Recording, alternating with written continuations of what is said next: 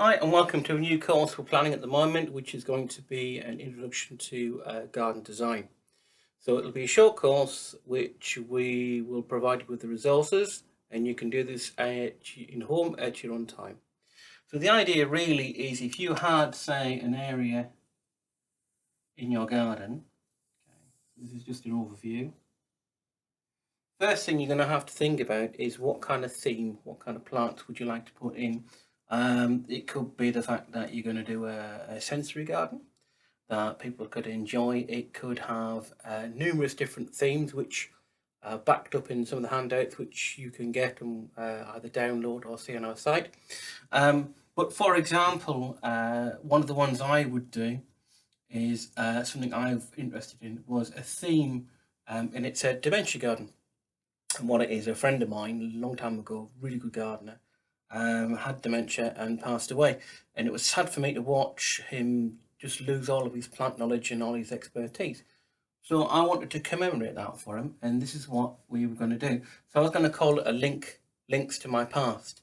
So obviously the thing to do then is to do kind of in your head what you want to do for a theme. This is what I commonly refer to as my fag packet drawing. So when you do something fairly similar, then you could photograph this for me, or you could email it, even just like a screenshot. But this is just the kind of thing I want to work in. So I've got it in my head where, you know, what you could have is, obviously you've got a walkway through here. Go through like that. So each one of those would be an access point, like a pathway. So these are the things you've got to consider. And obviously this here could be just mixed planting. And if it's for dementia and Alzheimer's, I want bright colours and scents, something that you can remember, things like the lavenders and aromatic plants, but also for the senses, things plants that are movement as well. So even something like grasses would be quite nice too, or even roses. Now obviously, if you've got to think of the purpose of your design, so you might think, well, okay, how can someone enjoy it? So you may wish to put some sort of seating area. So in which case, maybe halfway through, you might decide to put a bench in there like that. You see, so then you could see almost like a little viewing area, so someone could sit, just chill out and watch the wildlife go by.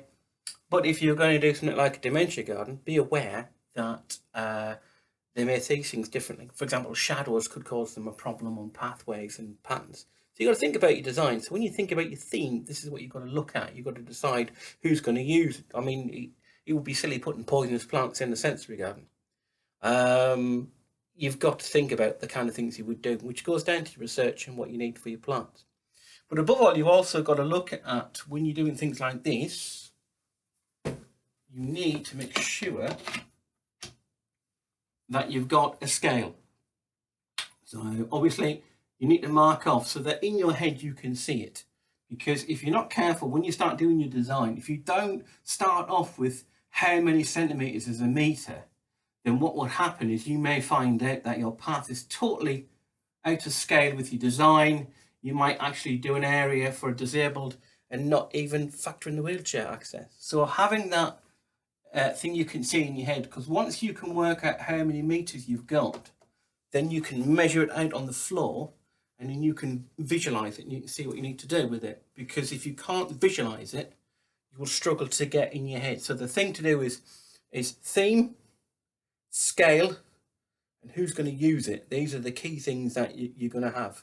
Okay, so when you start thinking about your design, that's what you really need to. If you can't think outside the box, as I said, I've provided you with some resources on different themes and how to think about it. This is just to give you a backup, and hopefully it'll get you started. Okay, so have a think about what you're going to do, and if you're not sure, you want to show me, do a little sketch and just snap it on your phone or email it to me at Skills, and I can take it from there. Okay.